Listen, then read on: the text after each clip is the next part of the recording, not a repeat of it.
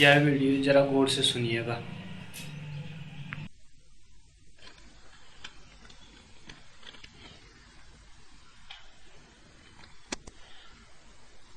अरे मैं तो नाम के रंग छकी, अरे मैं तो नाम के रंग छकी।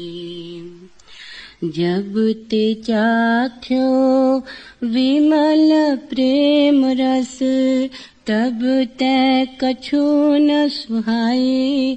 अरे मैं तो नाम के रंग छकी। रैन दीना धुनी लागी राय को, के तो कहे समझाए। अरे मैं तो नाम के रंग छकी। नाम पियाला घोट के कछु, और न मोही चई। अरे मैं तो नाम के रंग छकी। जब डोर लागी नाम की, तब कह के कानी रही। अरे मैं तो नाम के रंग छकी। जो यही रंग में मस्त रहत है, तेही के सुधी हरना। अरे मैं तो नाम के रंग छकी। गगन मंदिल दृढ़ डोरी लगा वही, जाहि रहो शरणा। अरे मैं तो नाम के रंग छकी। निर्भय वे के बैठ रहो अब, मांगो या बर सोई। अरे मैं तो नाम के रंग छकी। जग जीवन बिन तीये मोरी, फिर आवन नहीं होए। हरि मैं तो नाम के रंग छकी। हरि मैं तो नाम के रंग छकी। मैं तो ही चिन्हा अब तो शीस चरण तर दीना। तनिक झलक छवि दरस देखाए, तब ते तन मन कछु न सुहाए। कहा कहूँ कछु कही नहीं जाए, अब मोहि का सुधी समझिन आए। होई जोगिन अंग भस्म चढ़ाए, भंवर गुफा तुमरे हूँ छुपाई।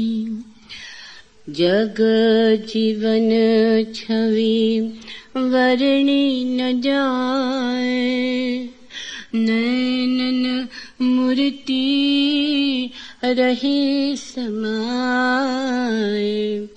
मैं तो ही चिन्हा अब तो शीस चरण तर दीना।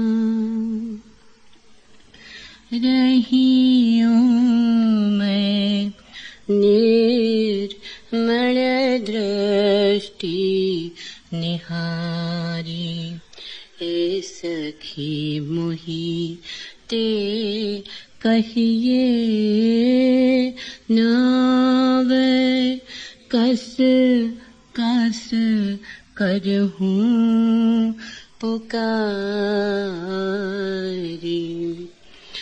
रूप अनूप कहाँ लगी बरनो, डारो सब कछु वारी। रवि शशि कन तेहि छवि समनाहि, जिनके हो कहाँ विचारी। जग जीवन गहि सत गुरु चरणा, दीजे सबे बिसारी। जग जीवन गहि सतगुरु चरणा, दीजे सबे बिसारी। रहियूं मैं निर्मल दृष्टि निहारी।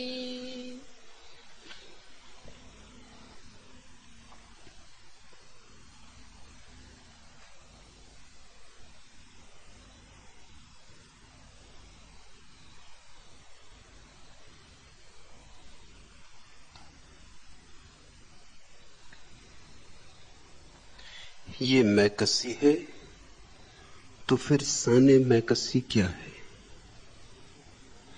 बहक ना जाए जो पीकर वो रिंद ही क्या है? बस एक संत उड़ा जा रहा हूं वहशत में, खबर नहीं कि खुदी क्या है, बेखुदी क्या है। मैं जहरे मर्ग गवारा करूं कि तलखी एजीस्त, मेरी खुशी तो है सब कुछ, तेरी खुशी क्या है? ये दर्स मैंने लिया मकतबे मोहब्बत से, किसी तरह जो कट जाए जिंदगी क्या है? और जिंदगी अधिक लोगों की बस किसी तरह ही कट जाती है। जन्म तो होता है, जीवन नहीं मिल पाता। जीवन मिल सकता है, लेकिन जीवन जन्म का पर्यायवाची नहीं है। जन्म अवसर है, जीवन खोजोगे तो मिल जाएगा। जन्म बीज है, वसंत की तलाश करोगे, भूमि खोजोगे, बीज को भूमि में डालने का सामर्थ्य जुटाओगे, मरने की तैयारी रखोगे, मिटने की कुबत और जोखिम उठाओगे तो फूल खिलेंगे, जीवन के फूल।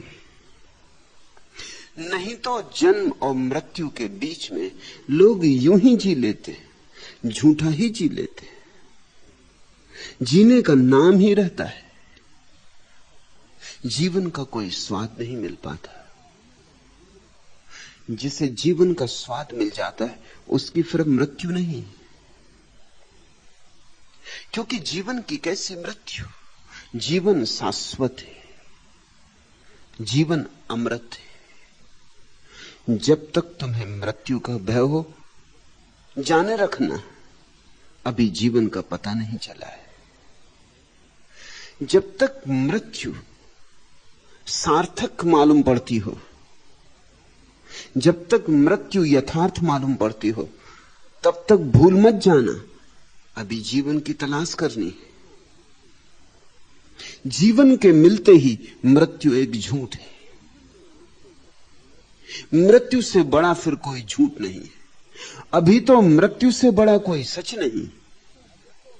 अभी तो इस तथाकथित जीवन में जन्म के बाद अगर कोई चीज निश्चित है तो सिर्फ मृत्यु निश्चित है, बाकी कुछ भी निश्चित नहीं है। और कुछ होगा या ना होगा, लेकिन मृत्यु जरूर होगी। जो जन्मा है वो मरेगा। जैसे जन्म एक पहलू है उसी सिक्के का, जिसका दूसरा पहलू मृत्यु है। जन्म और मृत्यु के बीच में जीवन नहीं है, जीवन जन्म के पूर्व भी है और मृत्यु के पार भी है। जन्म और मृत्यु के बीच जीवन नहीं घटता, जीवन में जन्म और मृत्यु की घटनाएं घटती हैं। और ऐसी बहुत घटनाएं घट चुकी हैं। बहुत बार जन्मे हो, बहुत बार मरे हो, मगर जीवन से अभी पहचान नहीं हुई, बार बार चूक गए हो।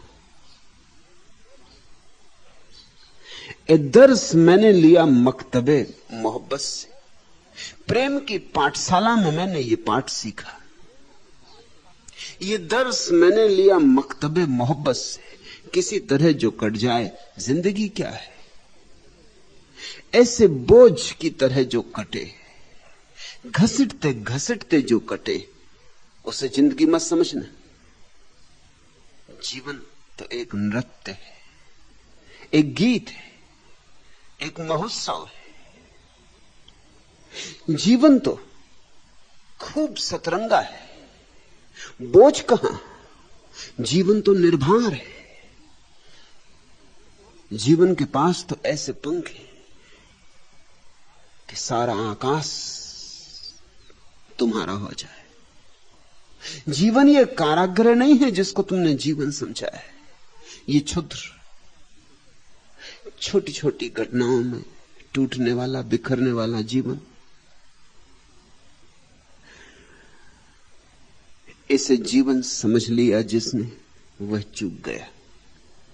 उस व्यक्ति को ही मैं अधार्मिक कहता हूं जो इस क्षुद्र जीवन को जीवन समझ लेता है और इस क्षुद्र से इतना भर जाता है कि विराट को देखने की न तो अभीप्सा पैदा होती, न अवकाश मिलता है।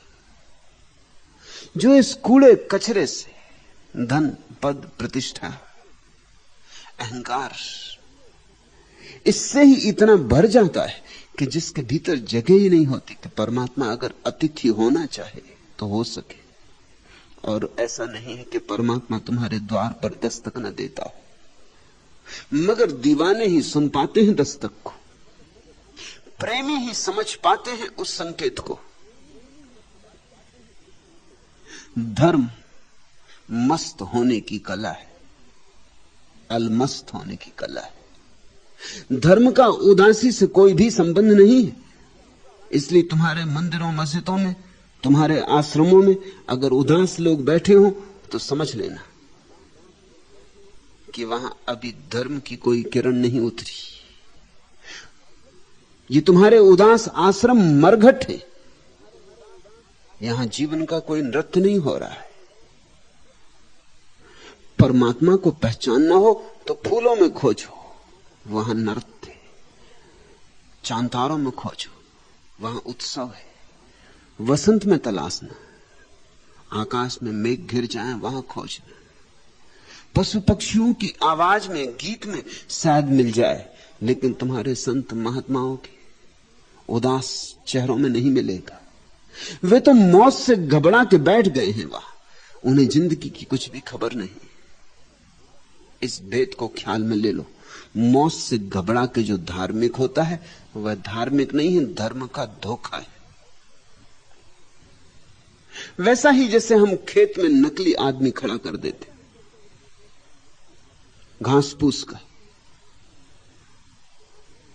फिर चाहे तुम उसे चूड़ीदार पजामा पहना दो, अचकन पहना दो, जवाहर बंडी लगा दो, गांधी टोपी लगा दो, इससे क्या होता है? चूड़ीदार पजामे के भीतर सिर्फ घास फूस, और सिर कहां है? वहां हंडी लगा देते हैं, हंडी पे गांधी टोपी रखती, लेकिन पशु पक्षियों को डराने के काम आ जाता है। ये खेत का झूठा आदमी भी कुछ काम आ जाता है। बस ऐसे ही तुम भी कुछ काम आ रहे हो और मौत से घबरा जाओगे,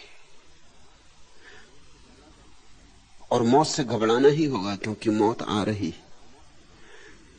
झूठा धार्मिक आदमी घास फूस का होता है, मौत से घबरा के हो जाता है। उसके धर्म का आधार भय होता है, भीरुता, दुनिया की सभी भाषाओं में ऐसे शब्द हैं। धार्मिक आदमी को कहते हैं धर्म भीरु या ईश्वर भीरु, गॉड फियरिंग। धार्मिक व्यक्ति और ईश्वर भीरु। ईश्वर से डरेगा धार्मिक आदमी तो फिर ईश्वर के गले कौन लगेगा? धार्मिक आदमी और ईश्वर से डरेगा तो फिर ईश्वर से प्रेम कौन करेगा? और जहां प्रेम है वहां भय कैसा? और जहां भय है वहां प्रेम कैसे हो सकेगा? इसलिए मैं तुमसे कहता हूं, धार्मिक आदमी ईश्वर से भयभीत नहीं होता। सिर्फ धार्मिक आदमी ही ईश्वर से भयभीत नहीं होता। अधार्मिक होते होंगे भयभीत। अधार्मिक को भयभीत होने का कारण है क्योंकि अधार्मिक का ईश्वर भय से ही निर्मित है। तुम्हारे मंदिरों मस्जिदों में जिसकी पूजा हो रही है वह तुम्हारे भय का ही सूत्र है, तुम्हारे भय से ही जन्मा है।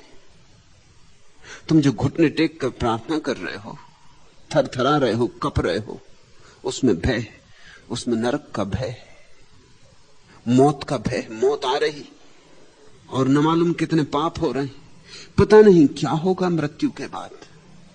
समझा लो परमात्मा को, फुसला लो परमात्मा को, खुशामद कर लो उसकी। तुम्हारी प्रार्थनाएं, तुम्हारी स्तुतियां, तुम्हारी रुस्बत से ज्यादा नहीं।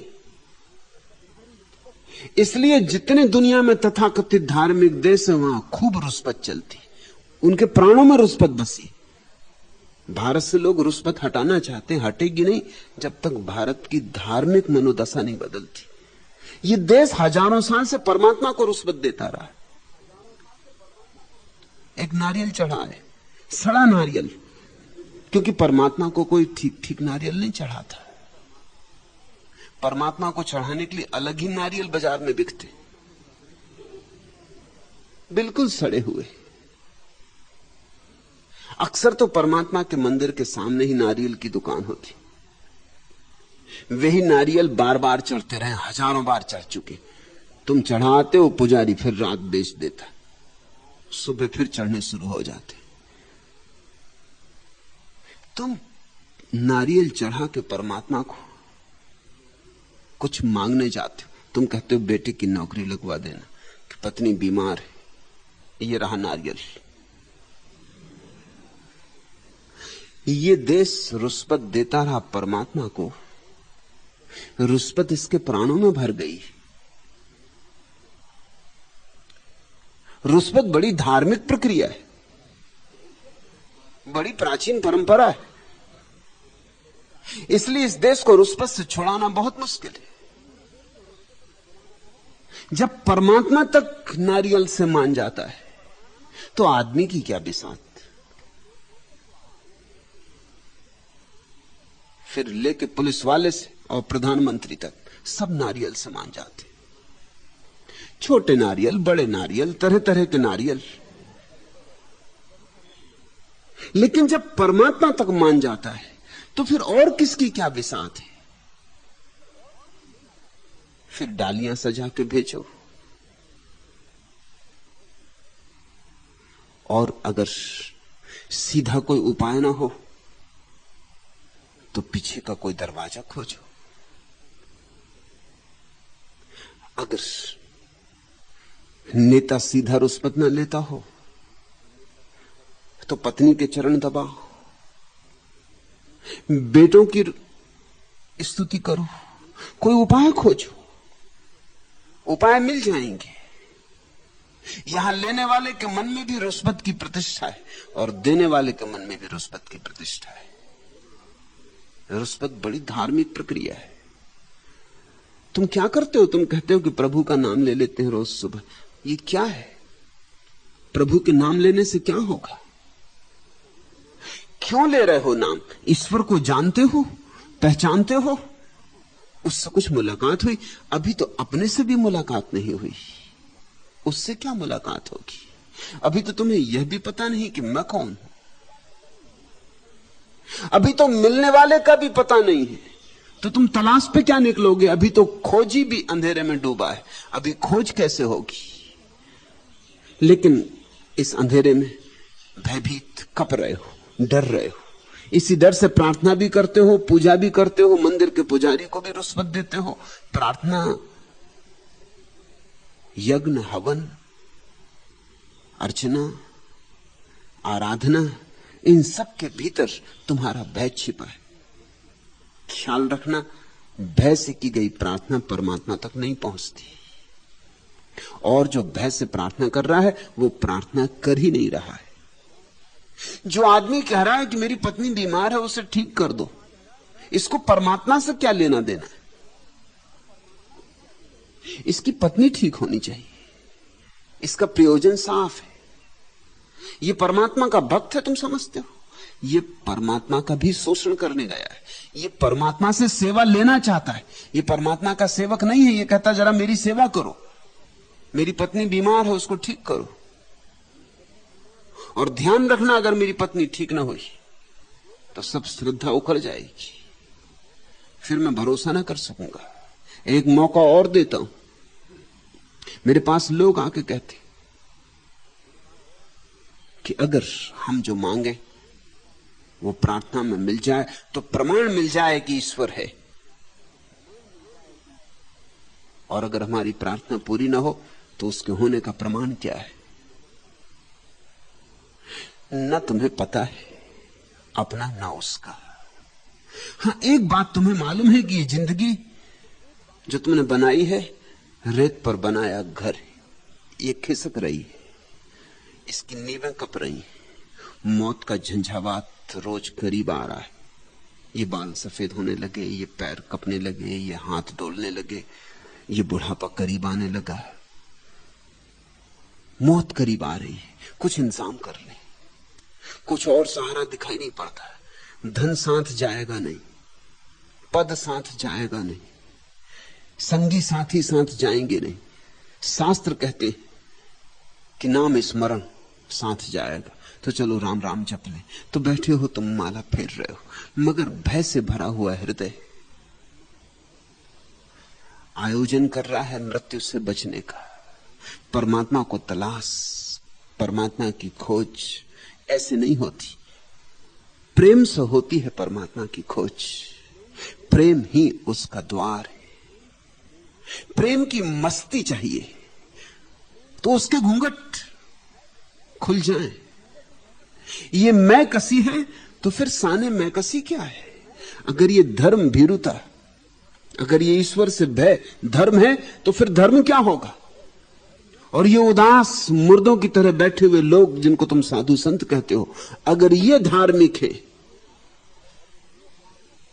तो फिर अधार्मिक कौन है? ये मैं कसी है तो फिर साने मैं कसी क्या है?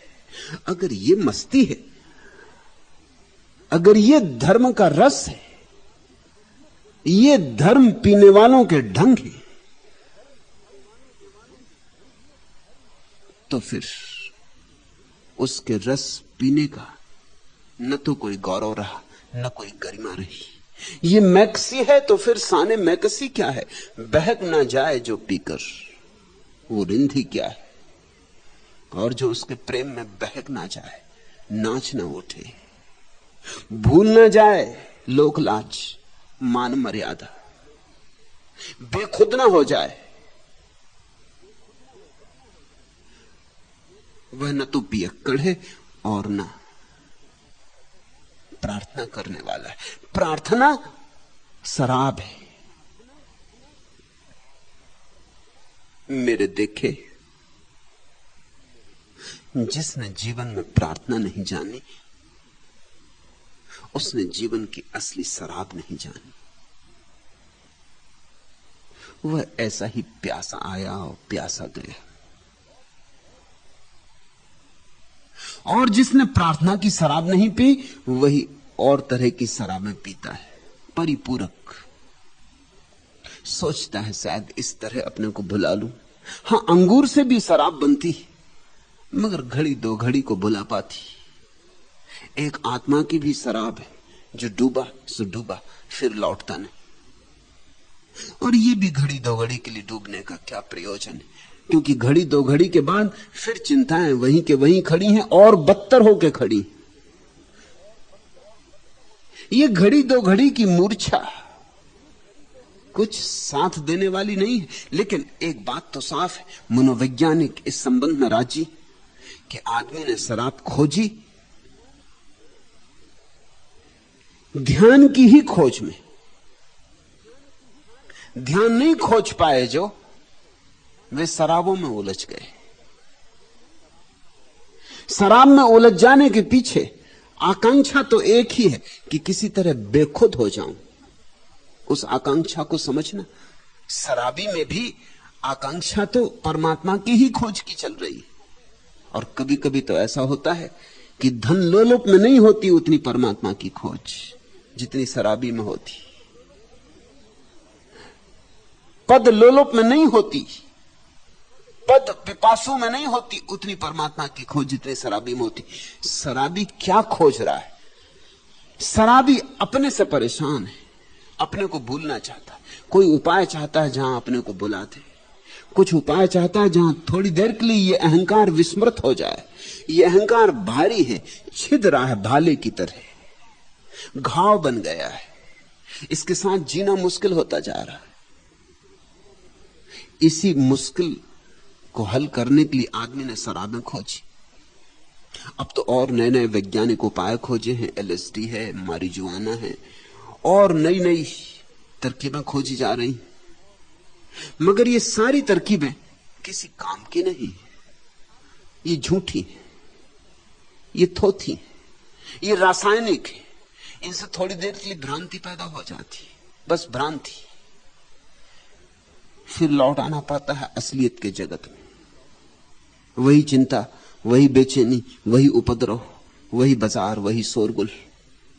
ये तो नींद जैसी बात है, थोड़ी देर की नींद लग गई, राहत मिल गई, फिर वापस। और राहत महंगी है, क्योंकि शरीर को नुकसान पहुंचा, मन को नुकसान पहुंचा, आत्मा को नुकसान पहुंचा। एक गलत आदत निर्मित होनी शुरू हुई जिससे छूटना मुश्किल हो जाएगा, रोज रोज मुश्किल हो जाएगा। ये तो जहर पी के अमृत का धोखा देना है। लेकिन आकांक्षा तो ठीक है, आकांक्षा तो यही है कि मैं बेखुद कैसे हो जाऊं।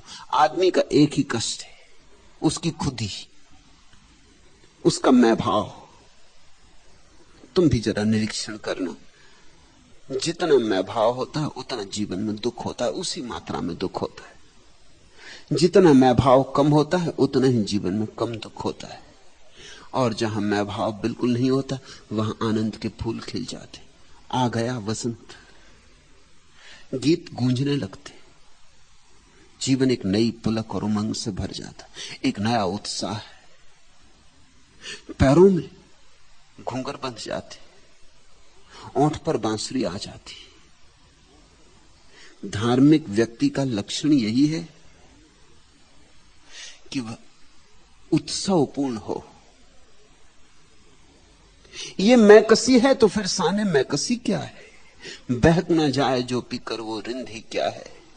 बस एक समत उड़ा जा रहा हूं वैसत में, खबर नहीं कि खुदी क्या है, बेखुदी क्या है। ऐसी घड़ी आ जाए न पता चले मैं, न पता चले तू।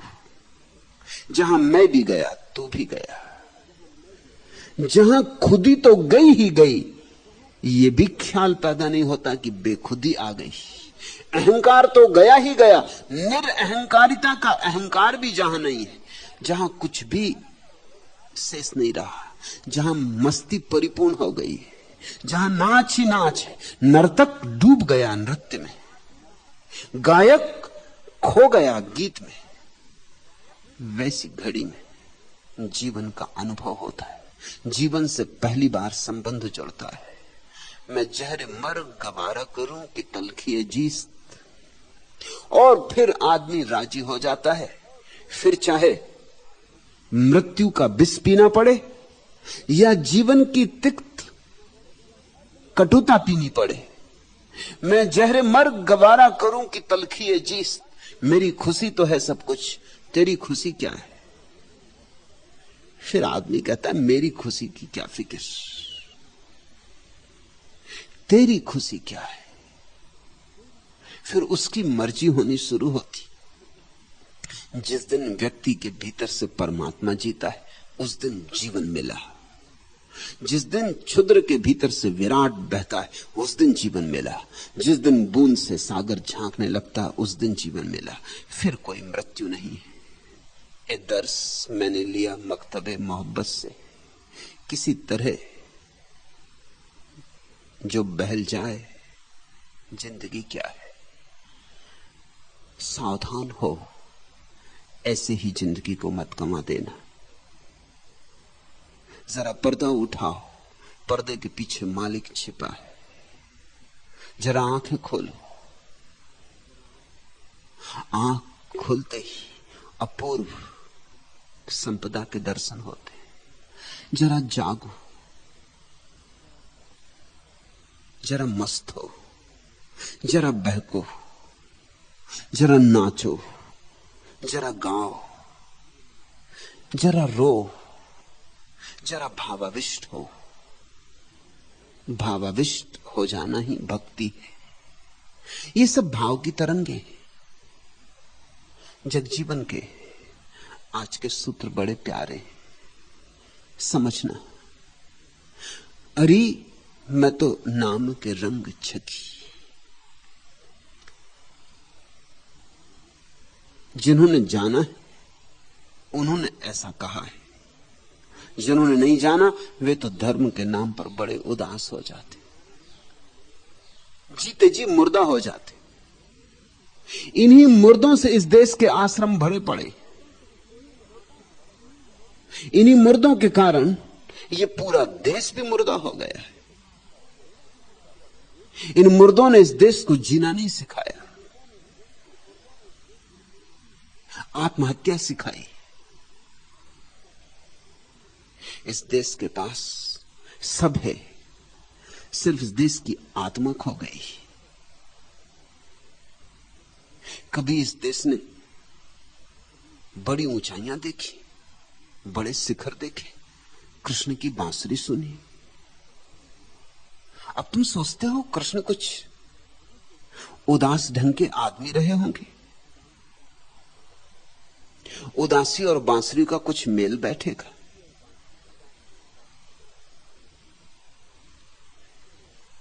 कृष्ण का नृत्य देखा इस देश ने, कृष्ण का रास देखा।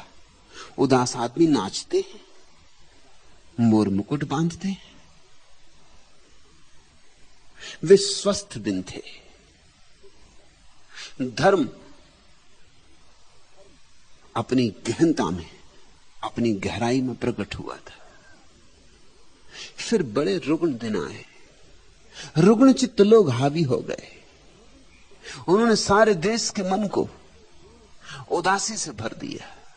विस्तार चला गया, लोग सिकुड़ने लगे, हर चीज से भयभीत हो गए। ऐसा ना करें, वैसा ना करें। धर्म ना करने की ही एक प्रक्रिया हो गई। क्या क्या ना करें, धर्म का करने से कोई संबंध ना रहा। फैलाव का विज्ञान ना रहा, धर्म सिकड़ाव बन गया। सिकड़े सिकड़े आदमी जीने लगे। और तभी न केवल देश की आत्मा मरी, देश का शरीर भी दीनहीन हो गया। ये हजारों साल से ये देश गरीब है, और इस गरीबी के पीछे तुम्हारे तथाकथित झूठे धर्म की ही सिलाएं। जो भीतर से समृद्ध होता है उसे बाहर से दरिद्र होने का कोई भी कारण नहीं, क्योंकि जो भीतर से समृद्ध होता है उसकी समृद्धि बाहर भी फैलने लगती। फैलनी ही चाहिए, वही सबूत है। जब भीतर गीत उठा हो तो बांसुरी बजेगी और स्वर बाहर फैल जाएंगे। इस देश को कभी सोने की चिड़िया होने का सौभाग्य था। वे दिन थे जब इस देश ने धर्म जाना था। तब वेद सहज जन्मे थे, तब उपनिषद ऐसे पैदा हुए थे जैसे गीत कोई गाता या पक्षी सुबह गुनगुनाते। इतनी सरलता से सब हुआ था। लेकिन वे सुकड़ाव के दिन नहीं थे, बड़े फैलाव के दिन थे। आश्रम उदास मुर्दा लोगों के स्थान नहीं थे, वहां जीवन की धारा बहती थी। वहां हम भेजते थे अपने बच्चों को जीवन की कला सीखने को। अब तो आश्रमों में केवल बूढ़े, वृद्ध इत्यादि जाते। अब तो मरने के करीब जो होते हैं वो आश्रमों में जाते। अब तुम अपने बच्चों को आश्रम में भेजते हो। कब से तुमने बच्चे आश्रम भेजने बंद कर दिए? पूछो तो क्यों बंद कर दिए? मेरे पास लोग आके पूछते हैं कि आपके आश्रम में जवान लोग दिखाई पड़ते। उनको हैरानी होती है। हैरानी स्वाभाविक है, क्योंकि वो भूल ही गए हैं कि जहां जिंदगी होगी वहां जवानी भी होगी, वहां बच्चे भी होंगे। मुझसे लोग आके पूछते हैं कि आप छोटे से बच्चे को भी संन्यास दे देते। उनका ख्याल है कि सिर्फ बूढ़ों को ही संन्यास दिया जाना चाहिए। उनका सच में तो ख्याल ये है कि जब एक पैर कब्र में उतर जाए और एक बाहर रह जाए तब जल्दी से संन्यास लेकर कब्र में गिर गए।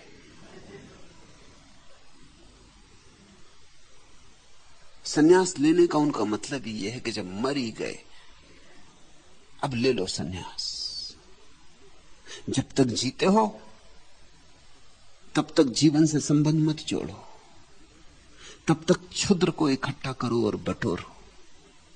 तुम्हें याद है ना, इस देश में हम अपने बच्चों को गुरुकुल भेजते थे। वे गुरुकुल आश्रम थे, और जहां छोटे छोटे बच्चे इकट्ठे होते होंगे वहां किलकारियां ना होती होंगी,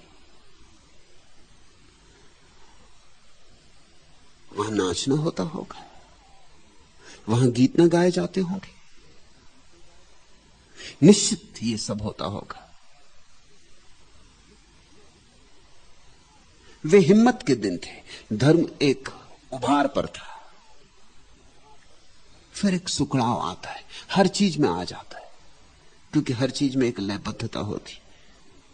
लहर उठती है फिर गिरती है।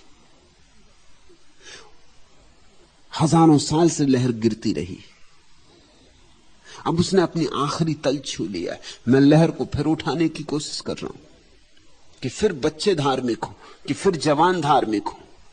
और निश्चित ही जवान जब धार्मिक होंगे तो धर्म का रंग ढंग अलग होगा ही, क्योंकि सारी जवानी संयुक्त होगी, जवानी अपना रंग लेके आएगी।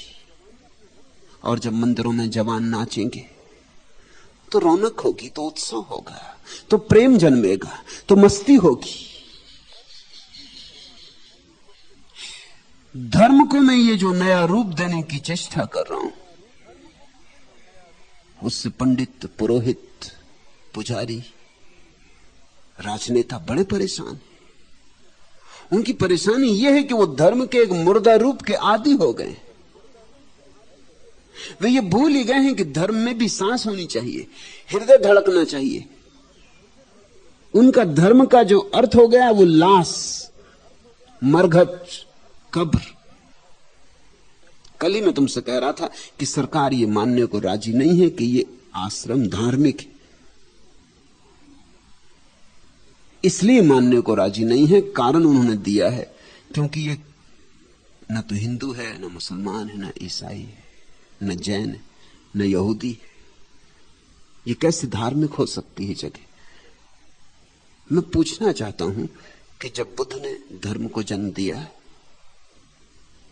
जब बुद्ध जिंदा थे और बुद्ध चलते थे, उठते थे और बोलते थे, और जीवंत बुद्ध इस पृथ्वी पर था, तब तुम बुद्ध को धार्मिक मानते या नहीं? क्योंकि तब तक बुद्ध धर्म पैदा नहीं हुआ था। बुद्ध हिंदू तो नहीं थे, हिंदू धर्म को तो छोड़ चुके थे, उस मुर्दा घेरे से तो बाहर निकल गए थे, और अभी बुद्ध धर्म का जन्म नहीं हुआ था। वो तो अच्छा हुआ कि मोरारजी भाई न हुए, नहीं तो बुद्ध को धार्मिक नहीं मान सकते थे, क्योंकि वो पूछते कि तुम कौन हो, हिंदू हो, जैन हो? ये दो धर्म थे उस वक्त, तुम दोनों नहीं हो, तो फिर तुम धार्मिक कैसे? लेकिन फिर बुद्ध के मरने के बाद बुद्ध धर्म बना, और अब हम बुद्ध धर्म को बुद्ध धर्म मानते हैं। अब वो मुझसे पूछते हैं कि आप बौद्ध हैं? जब जीसस थे तो जीसस थे, लेकिन ईसाइयत कहां थी? यहूदी तो वो नहीं थे, नहीं तो यहूदी उनको सूली न देते। उस मुर्दापन को तो उन्होंने छोड़ दिया था। और अभी ईसाइयत तो भविष्य के गर्भ में छिपी थी। तो ईसा को तुम धार्मिक मानोगे या नहीं, ये तो बड़े मजे की बात हो जाएगी कि ईसा तो धार्मिक नहीं है, ईसाइयत धार्मिक है। बुद्ध धार्मिक नहीं है, बुद्ध धर्म धार्मिक है। ये तो बड़े मजे की बात हो जाएगी कि कृष्ण तो धार्मिक नहीं है, कृष्ण मार्गी धार्मिक है। मोहम्मद तो धार्मिक नहीं है, मुसलमान धार्मिक है। ये तो बड़े मजे की बात हो जाएगी कि गंगोत्री पर गंगा गंगा नहीं है। और जब सब नगरों गांवों की गंदगी और कूड़ा करकट और सब मलमूत्र उसमें मिल जाएगा, तो प्रयाग में आके गंगा हो जाएगी। गंगोत्री पर गंगा नहीं है।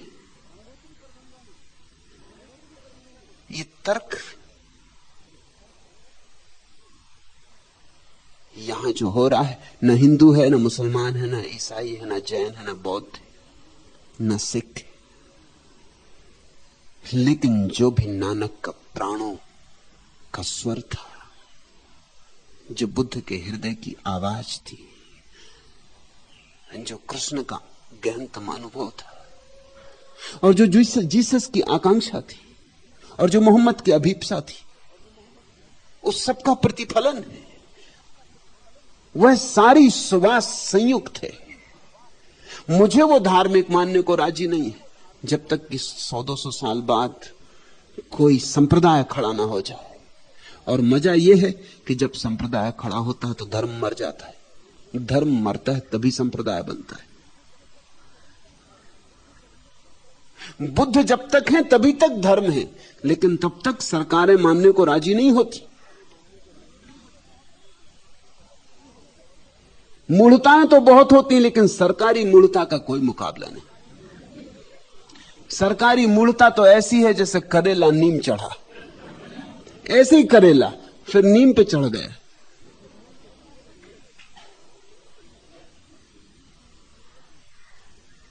मैं तुम्हें मस्ती का एक स्वर दे रहा हूं। मैं चाहता हूं तुम डोलो। मैं तुम्हें रंगना चाहता हूं इसी रंग में जिसकी जगजीवन बात कर रहे हैं। अरे मैं तो नाम के रंग छकी, और छक सकते हो तभी। इस जिंदगी में कोई और चीज तुम्हें छका ना सकेगी। तुम्हारा पात्र खाली का खाली रहेगा। कितना ही धन डालो इसमें, खो जाएगा। कितना ही पद डालो इसमें, खो जाएगा। पात्र खाली का खाली रहेगा। तुम भरोगे नहीं।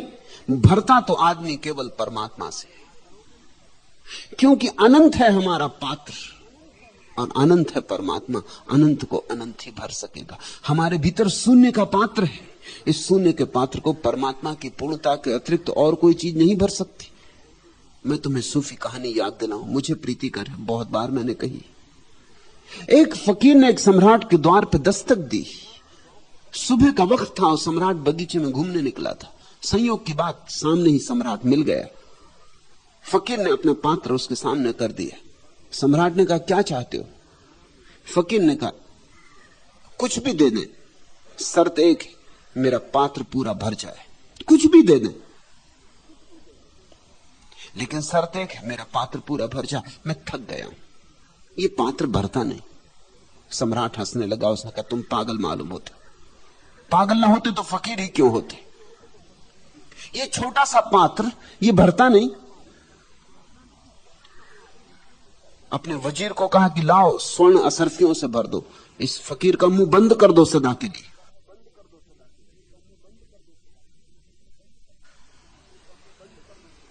फकीर ने कहा, मैं फिर याद दिला दूं कि भरने की कोशिश अगर आप करते तो ये शर्त है कि अगर जब तक भरेगा नहीं पात्र, हटूंगा नहीं। फकीर ने कहा, सम्राट ने कहा, तू घबरा मत पागल, भर देंगे, सोने से भर देंगे, हीरे जवारात से कहे तो हीरे जवारात से भर देंगे। लेकिन जल्दी ही सम्राट को अपनी भूल समझ में आ गई। सोने की असरफियां डाली गई और खो गई, हीरे डाले गए और खो गए। लेकिन सम्राट भी जिद्दी था और फिर फकीर से हार माने ये भी तो जसता न था। सारी राजधानी में खबर पहुंच गई, हजारों लोग इकट्ठे हो गए और सम्राट अपना खजाना उलीचता गया और उसने कहा आज दांव पर लग जाना है, सब डुबा दूंगा मगर इसका पात्र भरूंगा। सांझ सूरज ढलने लगा, सम्राट के कभी खाली न होने वाले खजाने खाली हो गए। पात्र नहीं भरा सो नहीं भरा। सोचते हो सम्राट की दयनीय दशा, मरते वक्त सभी सम्राटों की वही हो जाती। गिर पड़ा फकीर के चरणों में और कहा मुझे माफ कर दो, मेरी अकड़ मिटा दी, अच्छा किया। मैं तो सोचता था अकूत खजाना, ये तेरे छोटे से पात्र को भी ना भर पाया। बस अब एक ही प्रार्थना है, मैं तो हार गया, मुझे क्षमा कर दो। मैंने व्यर्थ ही तुझे आश्वासन दिया था भरने का, मगर जाने के पहले एक छोटी सी बात मुझे बता जाओ। दिन भर यही प्रश्न मेरे मन में उठता रहा, ये पात्र क्या है, किस जादू से बना है? फकीर हंसने लगा। उसने कहा किसी जादू से नहीं, इसे आदमी के हृदय से बनाया है। ना आदमी का हृदय भरता है, ना ये पात्र भरता है।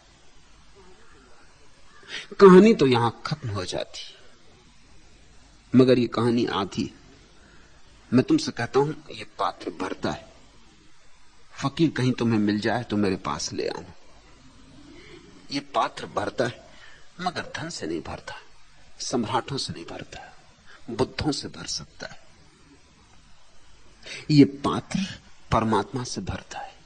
अरे मैं तो नाम के रंग छकी, न केवल भर जाता है, ऊपर से बहने लगता है। इतना भर जाता है कि बाढ़ आ जाती, बांध तोड़ के बहने लगता है। वही तो करुणा है जो हमने बुद्धों में देखी।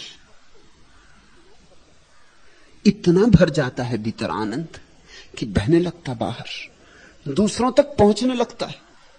यही तो सत्संग है, जहां किसी का पात्र भर गया हो और बहरा हो, उसके पात्र के पास बैठ जाना सत्संग है। क्योंकि कुछ बूंदें तुम पर भी पड़ जाएं, एक बूंद भी पड़ जाए तो तुम रंग जाओ, एक बूंद का भी स्वाद आ जाए तो तुम कुछ के कुछ हो जाओ, और के और हो जाओ। दिल में तुम हो, नजा का हंगाम है, कुछ सहर का वक्त, कुछ शाम है, इश्क ही खुद इसका इनाम है। वाह क्या आगाज, क्या अंजाम है। पीने वाले एक ही दो हो तो हो, मुफ्त सारा मैदा बदनाम है। दर्द और गम दिल की तबीयत बन चुके, अब यहां आराम ही आराम है। भरता है पात्र, लेकिन पीने वालों का भरता है। पीने वाले एक ही दो हो तो हो, मुफ्त सारा मैदा बदनाम है। ये जो तुम्हें हजारों साधु संत दिखाई पड़ते हैं, इनका नहीं भरा है। पीने वाले एक ही दो हो तो हो, मुफ्त सारा मैदा बदनाम है। ये मधुशालाओं में, मंदिरों में, मस्जिदों में जितने लोग तुम्हें बैठे दिखाई पड़ रहे हैं, ये सब पियक्कड़ नहीं है। एक ही दो हो तो हो, बाकी तो व्यर्थ ढोंग कर रहे हैं। ढोंग से बचो तो एक दिन तुम्हारे जीवन में भी ये सौभाग्य की घड़ी आए।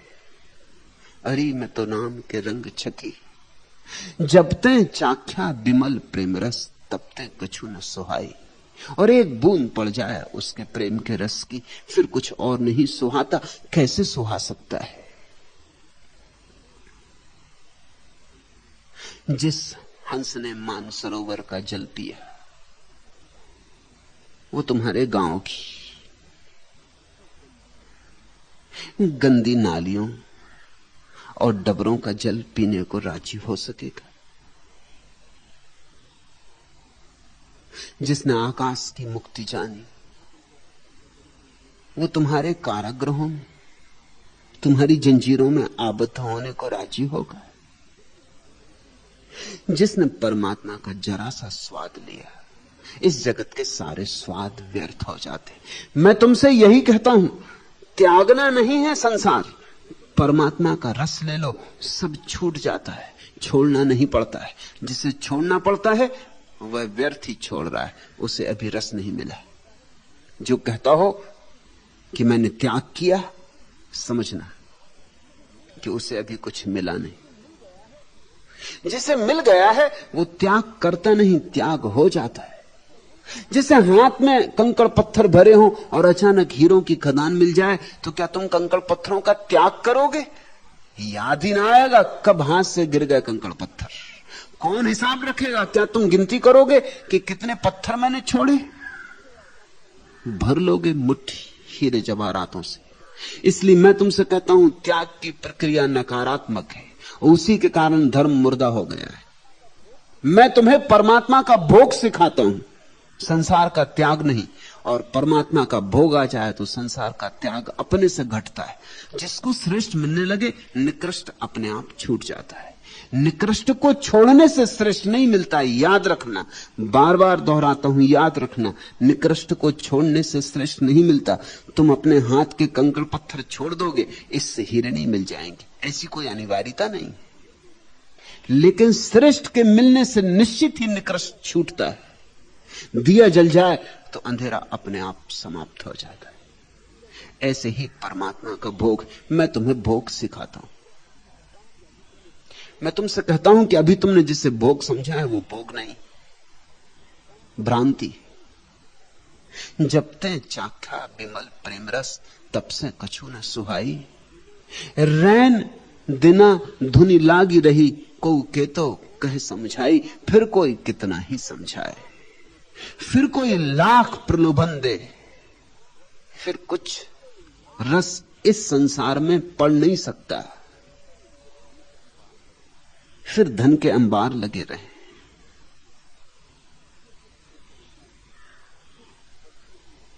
फिर पद के लिए कितने ही प्रलोभन आते रहे, फिर संसार कितने ही पुरस्कार दे, कुछ अंतर नहीं पड़ता। उसके रस की एक छोटी सी बूंद ऐसा भर जाती कि फिर जगह नहीं बचती और भरने का सवाल ही नहीं होता।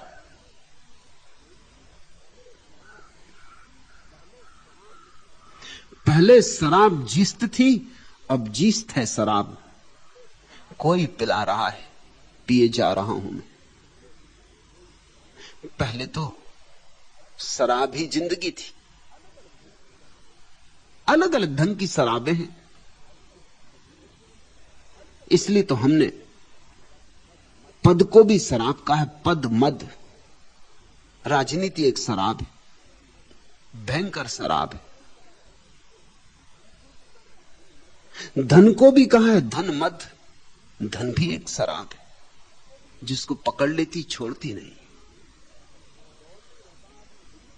दौड़ते ही रहता आदमी जिंदगी भर, और अंत नहीं आता।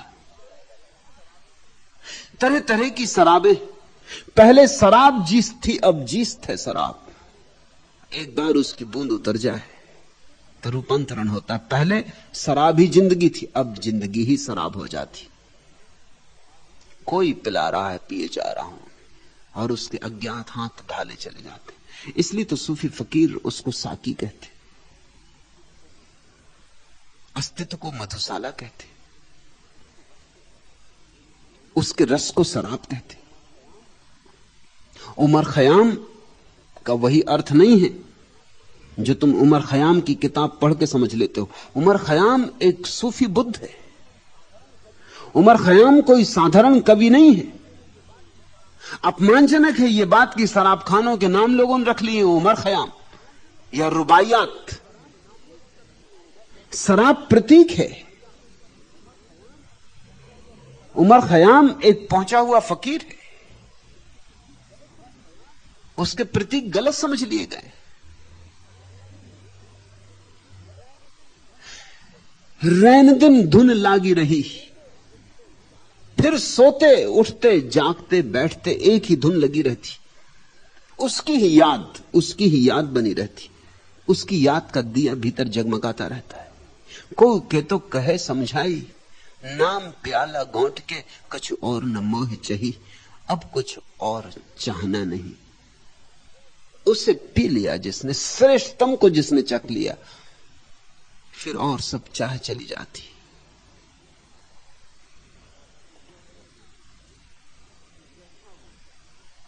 जैसा वो चाहते हैं, जो कुछ वो चाहते हैं, आती है मेरे दिल से लब तक वही दुआएं।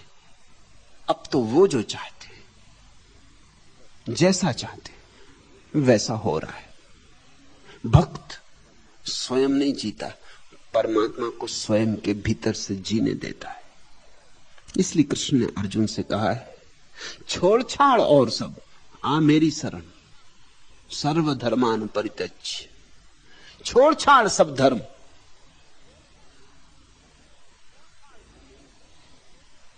आ मेरी शरण, मामेकम शरणम ब्रज, मुझे एक की शरण आ जा।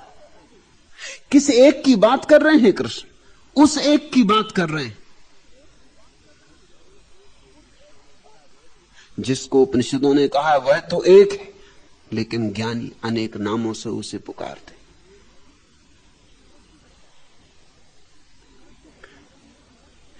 कृष्ण ये नहीं कह रहे हैं कि मुझ कृष्ण की शरण आ, कृष्ण ये कह रहे हैं मुझे एक की शरण आ।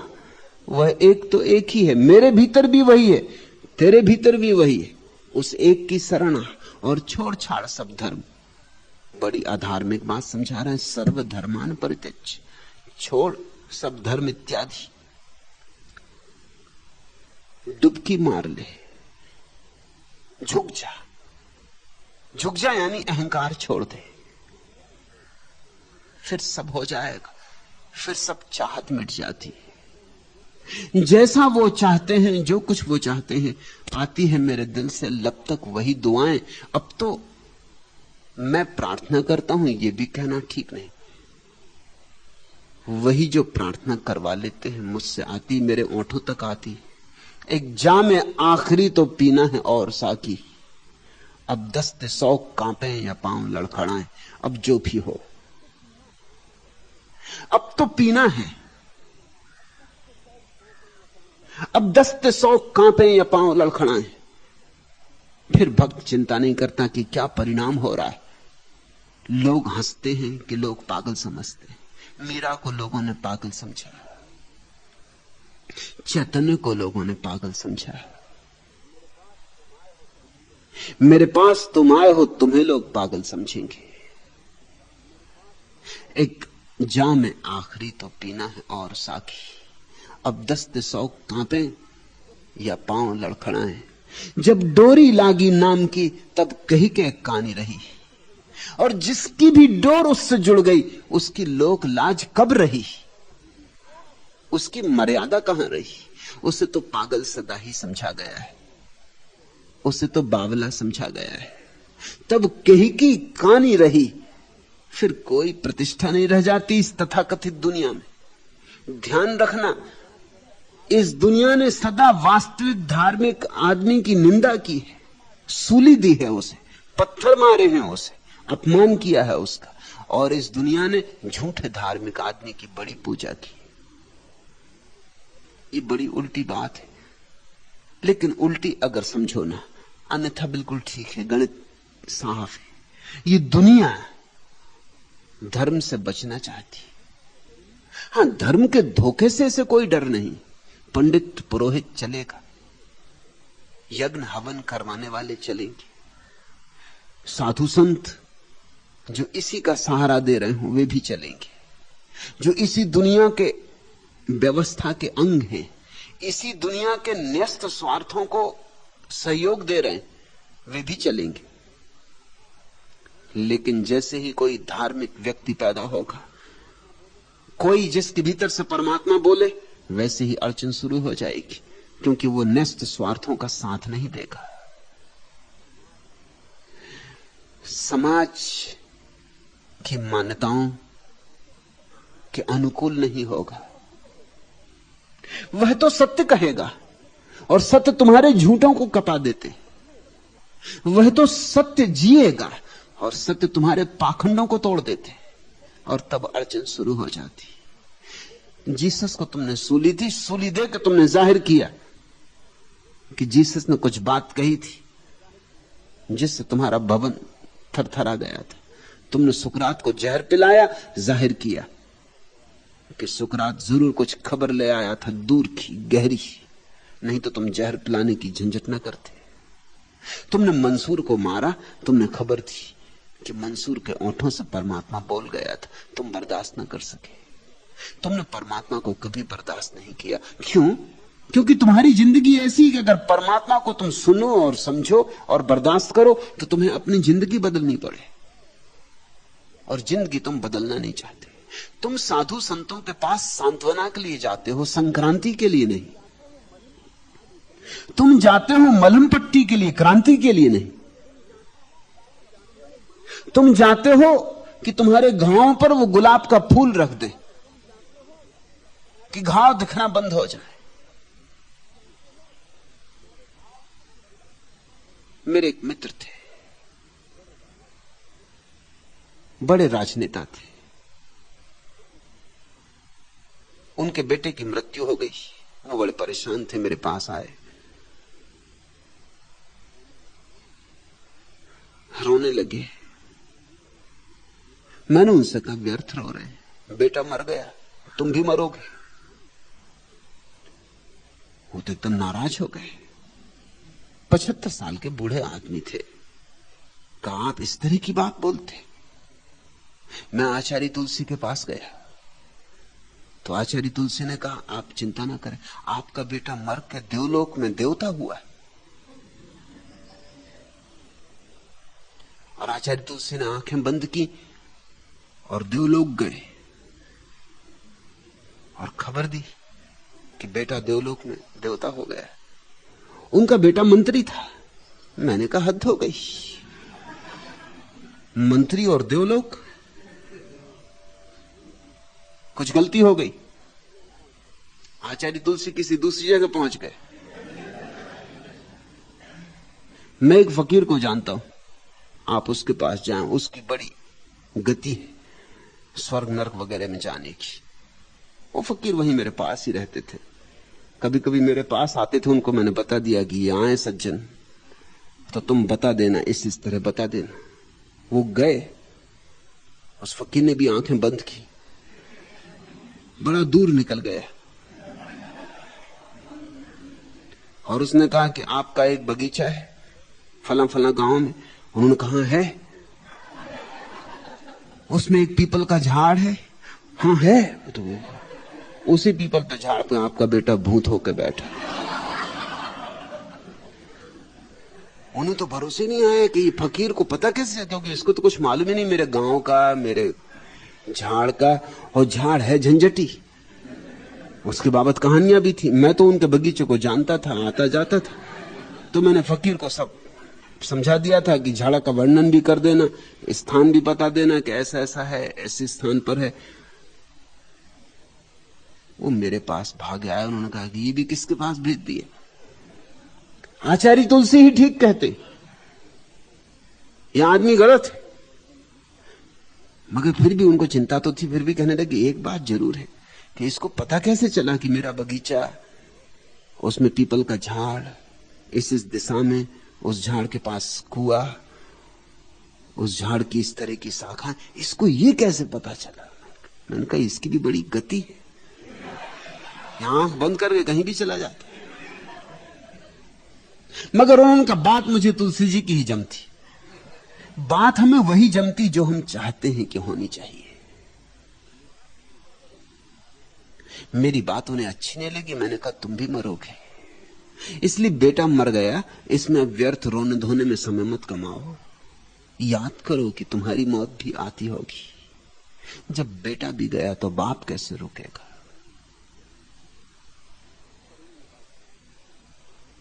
पर उन्होंने कहा कि मैं ऐसी आशा नहीं करता था, मैं सांत्वना के लिए आया था। मैंने कहा कि मैं तुम्हें सत्य दे रहा हूं, मैं तुमसे यह कह रहा हूं कि जब बेटा मरा है तो इस मौके को चूको मत, इस याद को गहरा बैठ जाने दो, तीर की तरह चुभ जाने दो। अब तुम भी जल्दी तैयारी करो, अब पार्लियामेंट जाने की और चिंता ना करो दोबारा। 40 साल से मेंबर थे वो पार्लियामेंट के, अंग्रेजों के जमाने से वो पार्लियामेंट के मेंबर होते रहे थे।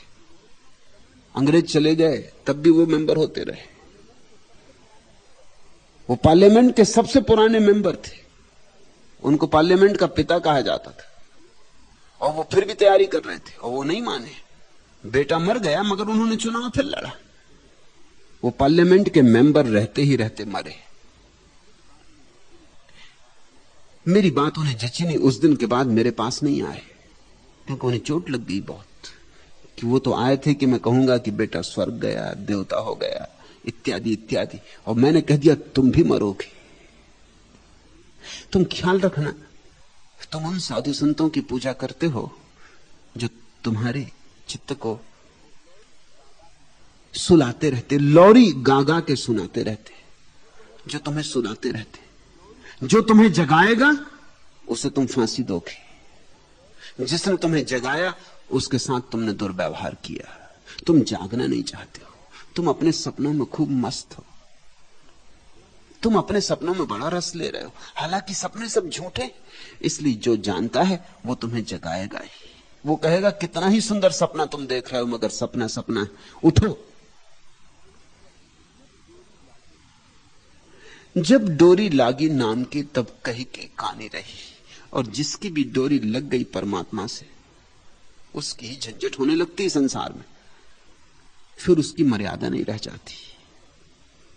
लोग तो सम्मान झूठ का करते, लोग पूजा भी झूठ की करते, लोग पूजा भी प्रपंच और पाखंड की करते। नग्न सत्य तिल मिलाता है। लेकिन इससे क्या फर्क पड़ता भक्त को। वाहरे शौके शहादत कुए कातिल की तरफ गुनगुनाता रक्स करता झूमता जाता हूं मैं। वाहरे शौके शहादत। भक्त तो मिटना चाहता है परमात्मा में। भक्त ने थोड़ा सा अनुभव किया है, जरा क्षण भर को मिट के जाना है, अब वो पूरा मिटना चाहता है। वाहरे शौके शहादत कुए कातिल की तरफ गुनगुनाता रक्स करता झूमता जाता हूं मैं। जो यही रंग में मस्त रहते तही के सुधि हरना। उनको तो सुधि नहीं रह जाती संसार की, ना अपनी सुधि रह जाती। उनकी तो सब सुधि हर जाती जो उसके रंग में मस्त हो जाती। उनको तो बस उसकी ही सुधि रहती और कुछ सुधि नहीं रह जाती। फिर कौन अपमान करता कौन सम्मान करता भेद नहीं पड़ता। मंसूर को जब मारा गया उसके हाथ पैर काटे गए तब भी वो आकाश की तरफ देख के खिलखिला के हंसा। भीड़ में से किसी ने पूछा कि मंसूर हंसने का कारण, तो उसने कहा कि परमात्मा को देख रहा हूं। ये थोड़ी सी बाधा थी शरीर की, ये भी तुम छीने ले रहे हो। ये थोड़ा सा पर्दा था, ये भी गिरा, इसलिए हंस रहा हूं, खिलखिला के हंस रहा हूं। तुम सोच रहे हो कि तुम मेरी दुश्मनी कर रहे हो, तुम मुझे नुकसान पहुंचा रहे हो, तुम ना समझ हो। तुम आखिरी पर्दा छीने ले रहे हो। तुम्हारी बड़ी कृपा, तुम्हारा धन्यवाद। गगन मंदिर दृढ़ दौड़ी लगावो जाई रहो सरना। और जिसको ये जरा सा स्वाद मिलना शुरू होता है वो फिर अपने शून्य के अंदर विराजमान हो जाता है, मिट जाता है, शून्य हो जाता है। शून्य होना भक्त की साधना है। सारी साधनाओं का सार है शून्य, मिट जाना, ना हो जाना। मैं नहीं हूं, मैं नहीं हूं, मैं नहीं हूं, इस भाव से परिपूर्ण रूप से भर जाना। बस उसी क्षण, जिस क्षण ये बात वास्तविक हो जाएगी, सिर्फ वचन नहीं होगा, शब्द नहीं होंगे, वाणी ही नहीं होगी, जिस दिन तुम्हारे हृदय में ये गूंज बैठ जाएगी कि मैं नहीं हूं, अनुभवगत, अस्तित्वगत, उसी क्षण परमात्मा उतर आता है, उसी क्षण पूर्ण उतर आता है। शून्य हो जाओ और पूर्ण को पालो। पूर्ण को पाने की बस एक ही शर्त है, शून्य हो जाना। निर्भय होई के बैठी रहो अब, और तुम शून्य हो गए और पूर्ण का विराजमान होना हो गया। फिर निर्भय होई के बैठ रहो, फिर कोई भय नहीं, ना कोई मौत है, ना कोई भय है, ना कुछ छीना जा सकता है, ना कुछ चुराया जा सकता। तुम्हारी शाश्वत संपदा है। फिर तुम सम्राट हो, तुम अमृत हो। निर्भय हुई के बैठी रहो अब, मांगो यह बरसोई, जग जीवन बिनती यह मोरी, फिर आवन नहीं होई। फिर बैठ जाओ निर्भय होकर। एक ही विनती उठती रहती कि अब दोबारा इस झंझट में पड़ना ना हो, इस भ्रांति में, इस स्वप्न में दोबारा उतरना ना हो।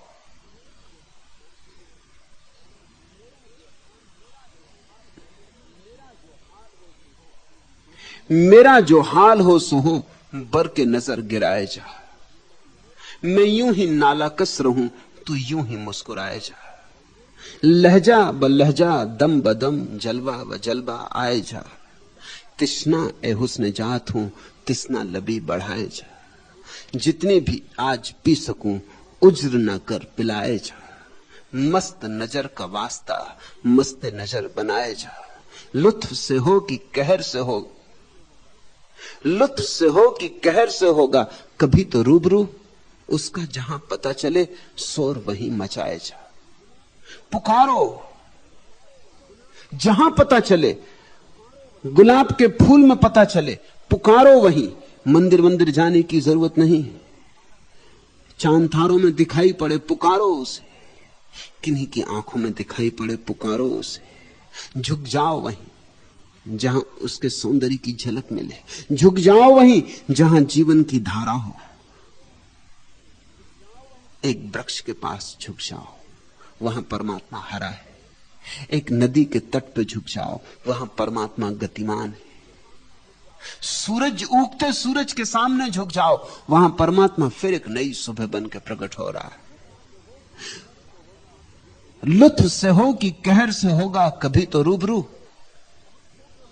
और फिक्र मत करो, खुश होके होगा सामने, या तुम शोर मचाते रहे तो नाखुश होके सामने हो जाएगा, कोई फिक्र नहीं। उसका जहां पता चले, शोर वहीं मचाए जा। जितने भी आज पी सकूं, उजर ना कर पिलाए जा। मस्त नजर का वास्ता, मस्त नजर बनाए जा। लहजा ब लहजा, दम बदम, जलवा व जलवा आए जा। तिस्ना ए हुस्न जात हूं, तिस्ना लबी बढ़ाए जा। भक्त तो कहता है बस मेरी प्यास को गहन करते जाओ। भक्त और कुछ नहीं मांगता, भक्त मांगता है मेरी प्यास को गहरा करो। भक्त कहता है मेरी प्यास को ऐसा परिपूर्ण कर दो कि मैं प्यास ही प्यास रह जाऊं, पुकार ही पुकार रह जाऊं, प्रार्थना ही प्रार्थना रह जाऊं।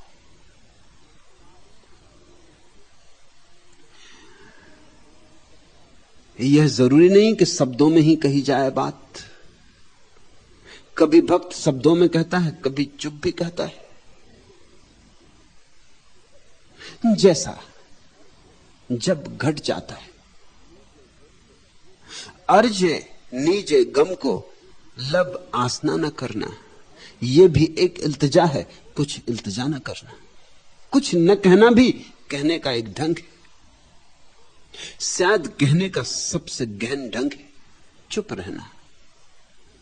तो भक्त कभी बोलता, परमात्मा से निवेदन करता, कभी चुप रह जाता, बिल्कुल चुप रह जाता, सन्नाटे में बैठ जाता है। उसे सैयाद ने कुछ, गुल ने कुछ, बुलबुल ने कुछ समझा। चमन में कितनी मानी खेज थी एक खामोशी मेरी। वो चुप हो जाता है, फिर कोई कुछ समझे।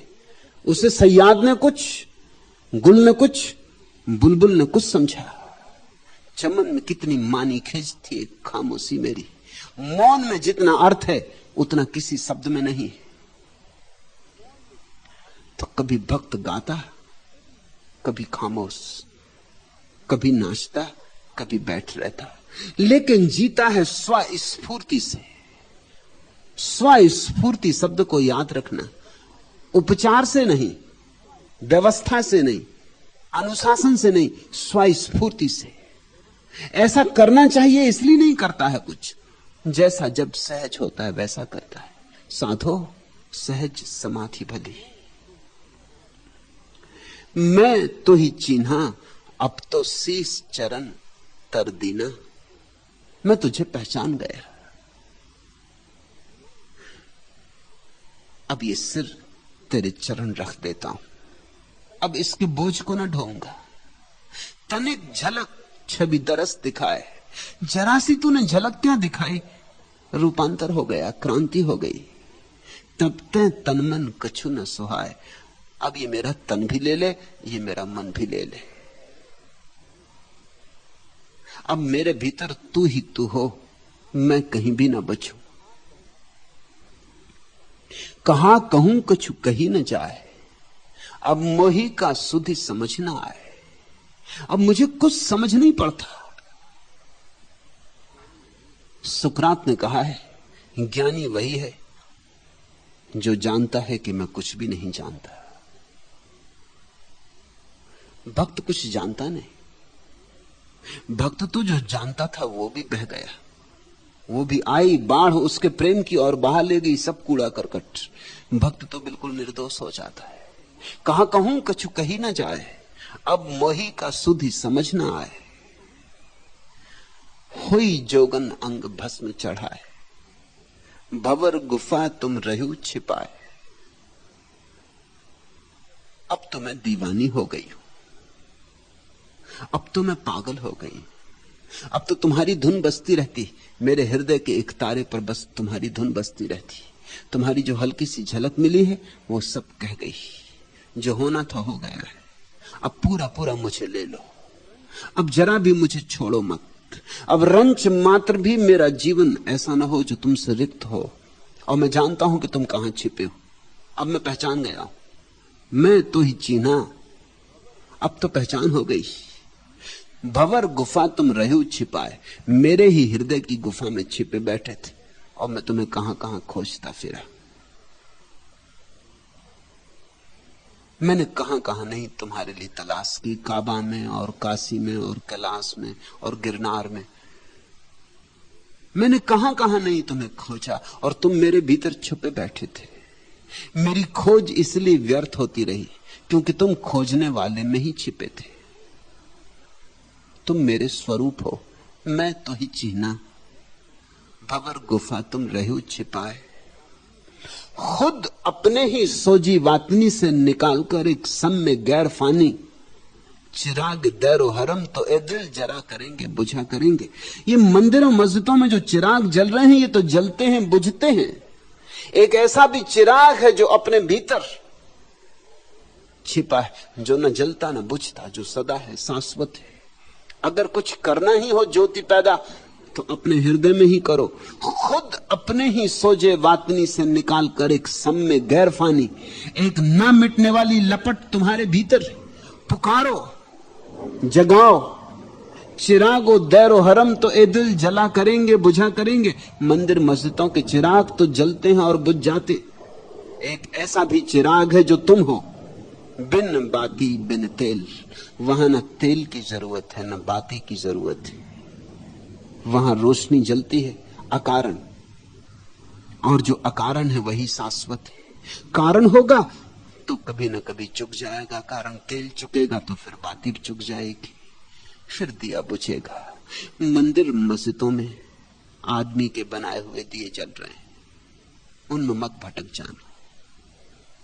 तुम्हारे हृदय की गुफा में ही परमात्मा का जलाया हुआ दिया जल रहा है। जग जीवन छवि बरन ना जाए, और जब तुम उस ज्योति में विराजमान हो जाओगे, अपने ही हृदय में बैठोगे, जग जीवन छवि बरन न जाए, तब जिस सौंदर्य का तुम पर आविर्भाव होगा, जो सौंदर्य बरस जाएगा तुम पर, उसकी भाषा में कोई अभिव्यक्ति न हुई है न हो सकती है। जग जीवन छवि बरन न जाए, उसका वर्णन नहीं होता, अनिर्वचनीय है वह।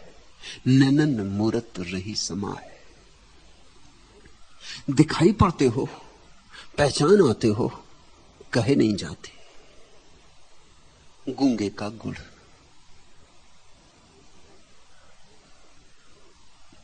भक्त कुछ और मांगता भी नहीं, बस नैनन मूरत रही समाए। वहां भी आहें भरा करेंगे, वहां भी नाले किया करेंगे। जिन्हें है तुमसे ही सिर्फ निस्बत, वो तेरी जन्नत को क्या करेंगे? उन्हें स्वर्ग से कोई प्रयोजन भी नहीं, वे किसी और सुख की आकांक्षा भी नहीं करते। उनकी तो आकांक्षा एक ही है कि जो है वो आंखों में समा जाए, जो है उससे पहचान हो जाए। रह्यू में निर्मल दृष्टि निहारी, और उसको देखते ही बस अवाक ठिठक के रह जाता है भक्त। रह्यू में निर्मल दृष्टि निहारी, और उसको देखते ही सब मल कट जाते, दृष्टि निर्मल हो जाती, निर्दोष हो जाती, पारदर्शी हो जाती। ऐसा ही मोही ते कहिए ना आवे, कसकस करूं पुकारी। कहना चाहती हूं, कह नहीं पाती, पुकार पुकार के कहना है। ए सखी मोहते कही ना आवे, कसकस करूं पुकारी। तुम्हें पता नहीं है, जिन्होंने जाना है उन्हें एक बड़ी दुविधा का सामना करना पड़ता है। जान लेते हैं मगर जना नहीं पाते। स्वाद तो मिल गया, लेकिन कैसे कहें औरों से, और कहने की एक अनिवार्यता मालूम पड़ती।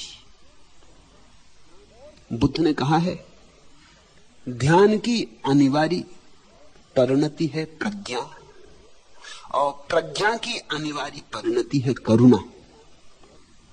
जिसने ध्यान किया उसने जाना, और जिसने जाना उसके भीतर एक अभीप्सा पैदा होती कि औरों को भी जना दूं, क्योंकि कितने हैं अनंत अनंत लोग जो अंधेरे रास्तों पे भटक रहे।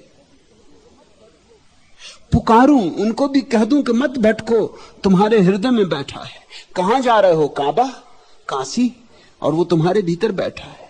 मैं भी खूब भटका हूं, मत भटको, मैंने उसे अपने भीतर पा दिया, तुम भी पालो, जरा नजर भीतर मोड़ो। तो पुकार पुकार के, चिल्ला चिल्ला के भक्त कहता है, हालांकि जानता है हर बार कि जो कहा वह वही नहीं है जो जाना। शब्द बड़े छोटे, अनुभव बड़ा विराट है। जीसस ने कहा है अपने शिष्यों को कि जाओ, चढ़ जाओ मकानों की मुंडेरों पर और चिल्ला चिल्ला के कहो, शायद कोई सुन ले। फिर भी ख्याल रखना, कहा है शायद कोई सुन ले। जिनके पास आंखें हैं वो देख लेंगे, और जिनके पास कान है वो सुन लेंगे, लेकिन मुश्किल से किसी के पास आंख है, मुश्किल से किसी के पास कान है। आंखें दिखाई पड़ती मगर हैं कहां? बाहर देखने वाली आंख कोई आंख तो नहीं, जो भीतर ही नहीं देख सकती वह भी कोई आंख है। बाहर की आवाज सुन लेने वाले कान कोई कान तो नहीं, जो अपने ही भीतर की आवाज नहीं सुन पाए वह भी कोई कान है। लोग आंख के होते हुए अंधे, कान के होते हुए बहरे, लेकिन भक्त को एक अनुभव होता है, गूंज उठती है कि पुकार दूं, सबको जगा दूं, सबको कह दूं। कहता भी है, इसी पीड़ा से तो ये गीत जन्मे, अरे मैं तो राम के रंग छती। रह्यु में निर्मल दृष्टि निहारी, ए सखी मुझे कहीं ना आवे, कसकस करूं पुकारी।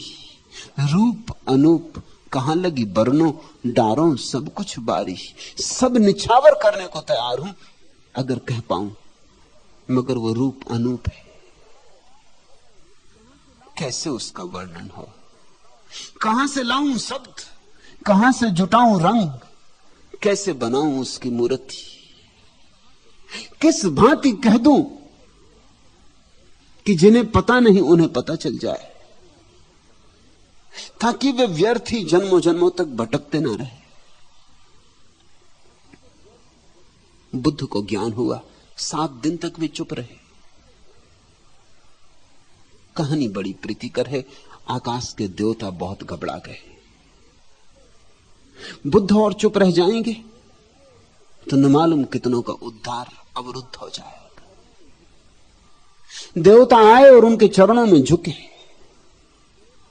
समझ लेना, कहानी प्रतीक है, कोई ऐतिहासिक बात नहीं कह रहा हूं, सांकेतिक है, काव्य है, इतिहास नहीं, मगर बड़ा अद्भुत है अर्थ। चरणों में झुके और बुद्ध को कहा, आप बोलें, आप बोलें, आप चुप क्यों हैं? 7 दिन हो गए। और बुद्ध ने कहा, क्या होगा बोलने से, कौन समझेगा? पहली तो अड़चन ये कौन समझेगा, दूसरी अड़चन ये कि कैसे कहूंगा। कहने के लिए शब्द नहीं, बुद्ध जैसे व्यक्ति के पास शब्द नहीं तो बेचारे जगजीवन की तो क्या बिसात, कबीर की तो क्या बिसात। कबीर तो गरीब जुला, शब्दों की संपदा भी बड़ी सीमित है कबीर की। जुलाहे जितने शब्द जानते हैं वही शब्द कबीर के, इसलिए तो झीनी झीनी बिनी रे चदरिया ऐसे शब्दों का उपयोग किया। मगर बुद्ध तो राजपुत्र थे और इस देश के चरम शिखर पर जब संस्कृति थी तब पैदा हुए थे। इस देश में जो श्रेष्ठतम ज्ञान था उन्हें उपलब्ध था। उन्होंने भी कहा कि कहूंगा कैसे, रूप अनूप कहां लगी बरनो, नहीं कहा जा सकेगा, इसलिए झंझट में क्या पड़ना। और फिर मैं कहने की कोशिश करूं, इतनी परेशानी उठाऊं, समझेगा कौन। इसलिए व्यर्थ की झंझट में मैं पड़ना नहीं चाहता। जो समझ सकते हैं वो मेरे बिना भी समझ लेंगे, और जो नहीं समझ सकते वो मेरे कहे कहे भी ना समझेंगे। देवता इकट्ठे हुए, उन्होंने कहा आप क्या करें। तर्क तो ठीक ही है, लेकिन कोई तरकीब निकाले, और तरकीब तो सब जगह निकल आती। तर्क सभी जगह रास्ते खोज लेता है। देवताओं ने खूब विचार विमर्श किया, फिर बुद्ध के पास आया और कहा कि सुने, आप ठीक कहते हैं कि कहना मुश्किल है, पूरा नहीं कहा जा सकता, लेकिन कुछ कुछ झलक तो कही जा सकती, कुछ कुछ झलक तो कही जा सकती है। हो सकता है अंधे को हम प्रकाश के संबंध में कुछ ना कह सके, लेकिन अंधे को भी धूप में खड़ा तो किया जा सकता है। धूप का उत्ताप, शरीर पर पड़ती हुई ऊष्मा, इसका तो उसे अनुभव हो सकता है।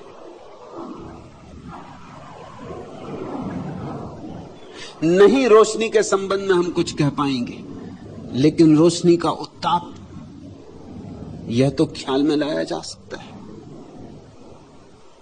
कुछ तो इशारे हो सकते हैं, पूरा नहीं होगा प्रकट, कुछ कुछ ही सही। ना कुछ से तो कुछ भी अच्छा बेहतर, ना कुछ से तो कुछ भी हुआ तो ठीक। ना सागर समाएगा, बूंद ही आएगी, मगर जो प्यासे हैं उनके लिए बूंद भी सागर है। फिर बूंद के अनुभव से सागर की तलाश शुरू होगी। आप कहें, और आप कहते हैं कि जो समझ सकते हैं वो मेरे बिना भी समझ लेंगे, यह सच। और आप कहते हैं जो नहीं समझेंगे वो मेरे बिना भी, मेरे कहे कहे भी नहीं समझेंगे, ये भी सच। लेकिन दोनों के मध्य में भी कुछ लोग हैं। आप कह देंगे तो समझ लेंगे, आप ना कहेंगे तो पता नहीं कितनी देर में समझ पाएंगे। उन लोगों का भी ध्यान करें जो किनारे पर खड़े हैं, जरा सा धक्का लग जाएगा और छलांग हो जाएगी। बुद्ध इसका उत्तर न दे सके, ये बात तो समझ में बुद्ध को भी आई, स्वीकार किया। 42 वर्ष तक बोलते रहे, सतत सुबह सांझ दोपहर समझाते रहे, और देवताओं ने ठीक ही कहा था, और बुद्ध ने भी गलत नहीं कहा था। हजारों को कहा, एक आध दो समझे।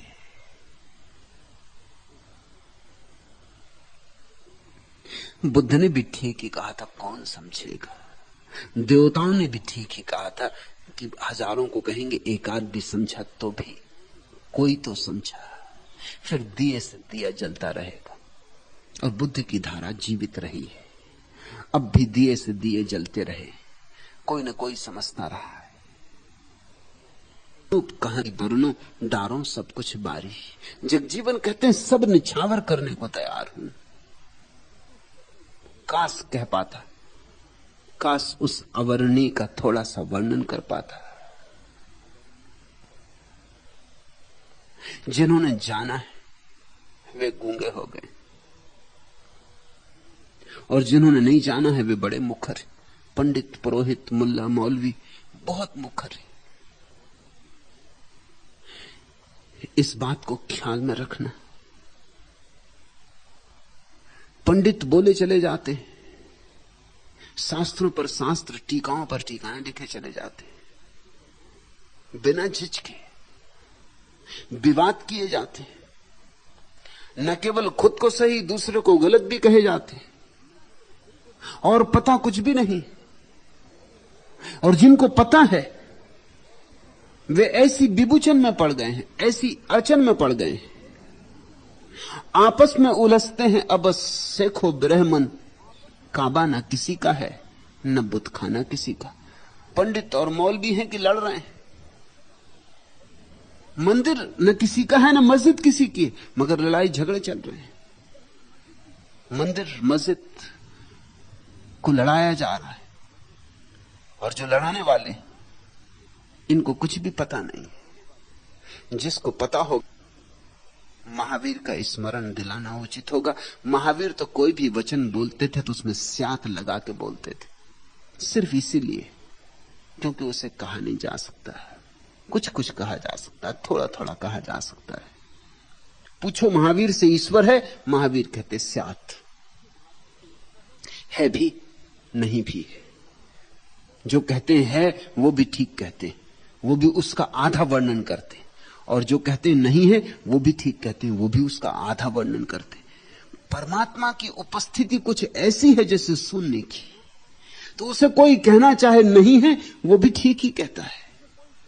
ये महावीर की अद्भुत बात सुनी। नास्तिक भी आज उसके अतिरिक्त कुछ भी नहीं, और एक अर्थ में नहीं है, क्योंकि तुम उसे कहीं भी पकड़ ना पाओगे, तुम कहीं भी इशारा ना कर पाओगे कि ये रहा परमात्मा। उसका ना कोई पता है ना ठिकाना है, नहीं जैसा है, बेबूझ है, इसलिए स्यात।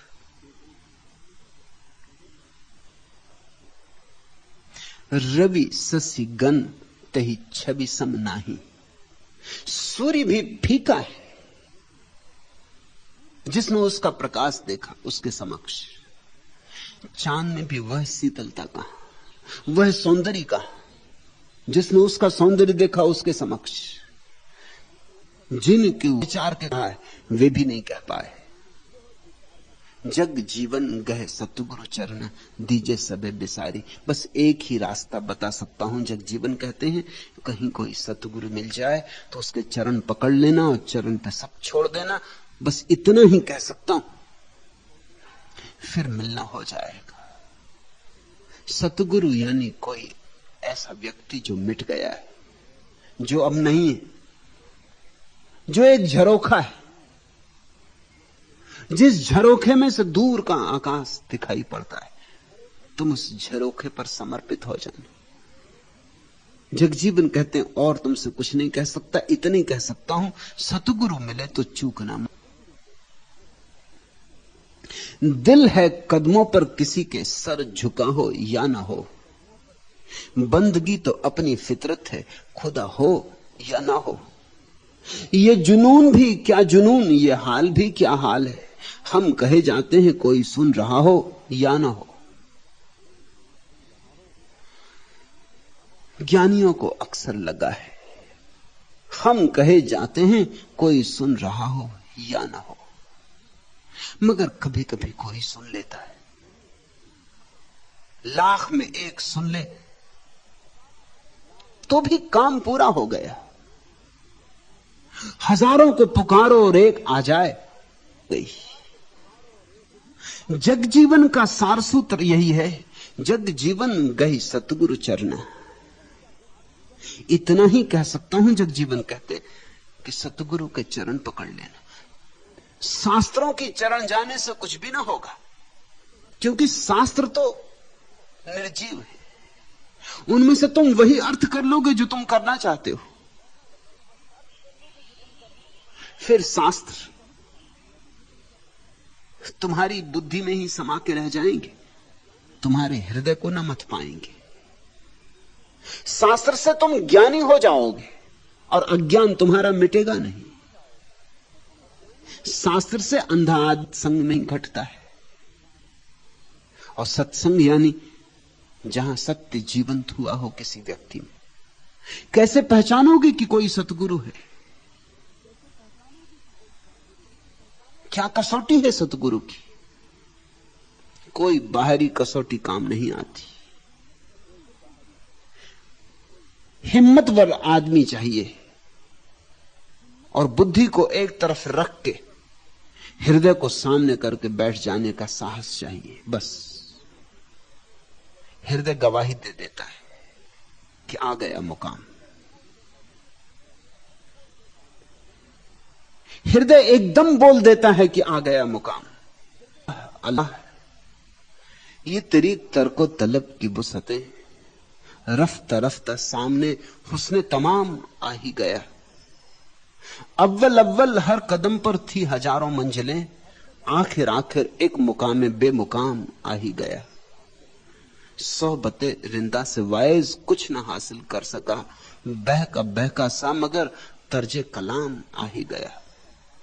अगर पीने वाले के पास बैठोगे, ज्यादा कुछ न भी सीख पाए तो थोड़ी थोड़ी बहकी बहकी बातें आ ही जाएंगी। सोहबते रिंदा से वाइज कुछ ना हासिल कर सका, पियकड़ों के पास बैठ के कुछ ना मिला तो भी कुछ बहकी बहकी बातें आ जाएंगी। बहम आ ही गया।